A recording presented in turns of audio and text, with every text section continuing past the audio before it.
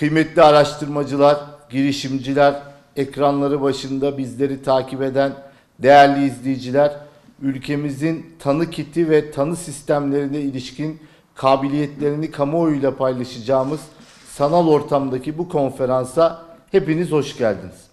İzleyenlere umut olacak, konunun uzmanlarını heyecanlandıracak, girişimcilere de ilham verecek verimli bir toplantıya şahitlik edeceğimizi ümit ediyorum.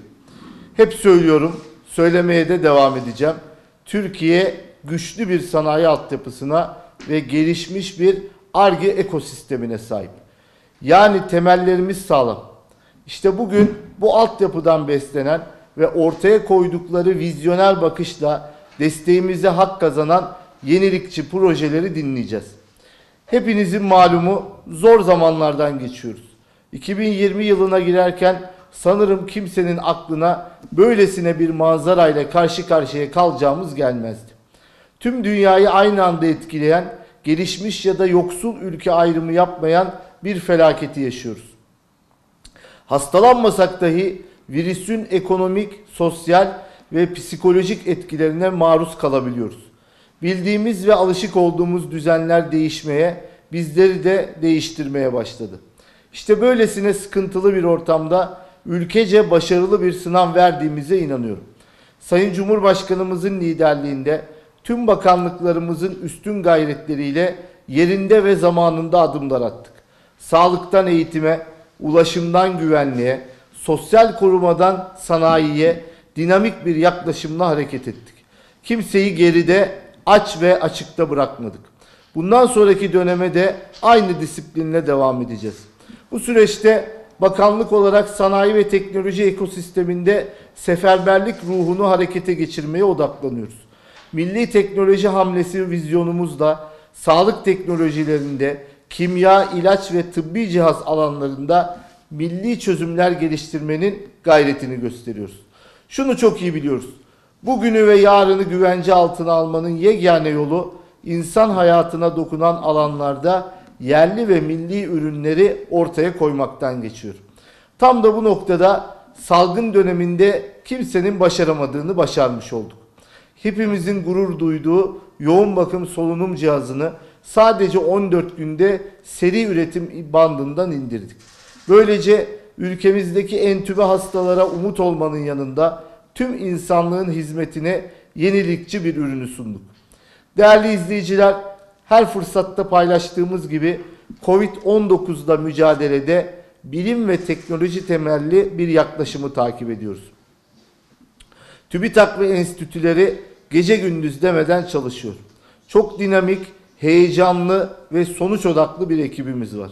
Aşı ve ilaç geliştirme alanındaki çalışmalarımıza virüs daha ülkemiz sınırlarına girmeden önce başladık. Ülkemizin en yetkin akademisyenleriyle bir araya geldik, yol haritamızı birlikte çizdik. Bugün geldiğimiz noktada 17 projemiz başarıyla devam ediyor. Bunların içinde 8 aşı projemiz var. Yıl sonunda klinik öncesi süreçlerin tamamlanmasını öngörüyoruz. Bununla birlikte bazı aşı projelerinde daha erken sonuçlar da elde edebiliriz. Projelerden birinde hayvan deneyleri aşamasına geldiğimizi geçen günlerde açıkladım. Diğer iki projede de yakın zamanda bu deneyleri başlatacağız. İlaç alanında hem kimyasala hem de biyoteknolojiye odaklanan 9 farklı projemiz devam ediyor. Haziran ayında bu projelerden birinde yerli kaynaklarla sentez ilaç alanında önemli bir müjdemiz olacak. Tüm bu çabalarda gençlerin enerjisinden de faydalanıyoruz. Covid-19'un teşhis ve tedavisine yönelik projelerde bizimle omuz omuza çalışacak 300 stajyer araştırmacımıza burs vermeye başladık. Hayatımıza dokunacak yenilikçi projelere tüm becerileriyle dahil olan bu araştırmacılarımıza buradan başarılar diliyorum. Tabii aşı ve ilaç kadar önemli olan bir diğer konu da hastalığın tıbbi tanısındaki gelişmişlik düzeyi. Biz konferansın adını özellikle tanı gücü olarak koyduk. Çünkü ülkemizde bu alanda gelişmiş bir kapasite var. Özel sektör bugüne kadar sağlık teknolojileri alanında birçok yenilikçi ürün geliştirdi. Bu ürünleri sadece geliştirmekle de kalmadı. Aynı zamanda ihracatını da başarıyla gerçekleştiriyor. Tabii ki özel sektörün Ar-Ge ve yenilik alanında cesaretle hareket etmesinde bakanlığımız desteklerinin büyük bir rolü var. Tıbbi tanı kitleri, biyoteknolojik ilaçlar, yoğun bakım cihazları, teşhis ve tanıya odaklanan bilişim uygulamaları gibi pek çok inovatif ürünün ilk adımları TÜBİTAK destekleriyle atılmış. Rakamlarla ifade etmemiz gerekirse klinik öncesi araştırmalar için son 5 yılda yaklaşık 3000 projeye 2,3 milyar liralık bir kaynak aktardık. Yine aynı dönemde tanı kitleri dahil tıbbi cihazlar alanında 402 milyon liralık 516 projeyi destekledik. İşte Covid-19'a karşı mücadelede bu kabiliyetlerden yararlanıyor ve salgın ortamının ihtiyaçları özelinde etkin çözümler üretebiliyoruz. Hastalık eğrisi ne kadar yatık olursa bilimsel çözümlerin devreye girme şansı da o kadar artıyor. Tıbbi tanı kitleri bu sürece katkı sağlayan önemli teknolojilerden bir tanesi. Tanıda ne kadar iyiyseniz tedavide de etkinliğiniz o derece artıyor. Buradan hareketle TÜBİTAK'ın mevcut desteklerine ek olarak Covid-19 özelinde hızlı bir çağrıya çıktık ve KOBİ'lerden ürün odaklı projelerini talep ettik. Bir haftalık süreçte 446 başvuru aldık. Karşılaştığımız bu ilgi KOBİ'lerimizin gücünü bize bir kez daha göstermiş oldu. Değerlendirme sürecinin ardından yoğun bakım cihazları, tanı kitleri, erken teşhis ve takip aşamaları için ileri çözümler ve akıllı sağlık gibi alanlarda 35 projeyi destekleme kararı aldık. Tanı alanında bu çağrı kapsamında 10 projeyi destekliyoruz. Dinleyeceğimiz sunumlarda hızlı, hassas ve yüksek duyarlılıkta yenilikçi teknolojiyle üretilecek kitler, taşınabilir laboratuvarlar, hibrit ve termal kameralar, mikro akışkan çip yöntemi ve yapay zeka tabanlı uygulamalar hakkında fikir sahibi olacağız. Ayrıca Selim Hanay Hoca'nın sunumu da oldukça dikkat çekici olacak. Hocamız Covid-19'un erken aşamada tespit edilmesine yönelik PCR yöntemine alternatif yenilikçi bir kit geliştiriyor. Bu kit ile Covid-19'un kuluçka döneminde hastalık belirtileri daha ortaya çıkmadan önce 30 dakikada sonuç alınması hedefleniyor. Hocamızın çalışması biyokimyasal reaksiyonlar yerine virüsün ağırlıklarının tartılmasına dayalı nanomekanik bir sistem içeriyor. Henüz dünyada benzeri olmayan bu yenilikçi yaklaşımı ilk kez burada dinleyeceğiz. Prototipin Haziran ayında tamamlanması planlanıyor. Dolayısıyla bu projede dünyaya örnek olabilecek bir kit geliştiriliyor. Ayrıca aramızda şimdiye kadar tanı alanında desteklediğimiz firmalar da var. Özetle evet tanıda güçlüyüz ama şimdi öncü olma vaktidir diyoruz. Mevcut çalışmalarımıza ek olarak firmalarımızı ve ekosistem paydaşlarımızı yakından ilgilendiren 2 yeni çağrıyı daha buradan müjdelemek istiyorum. Bunlardan ilki siparişe dayalı Ar-Ge projeleri için KOBİ destekleme çağrısı. Burada KOBİ ölçeğinde en az bir tedarikçi kuruluş ve bir müşteri kuruluşun, ki bu büyük şirketler de olabilir, ortak başvuru yapmasını bekliyoruz. Konu ve sektör sınırlamamız bulunmuyor. KOBİ'ler Ar-Ge çalışmalarına göre ürünü geliştirirken müşteri firmada Ar-Ge projesinin hedeflendiği şekilde yürütülmesine destek olacak.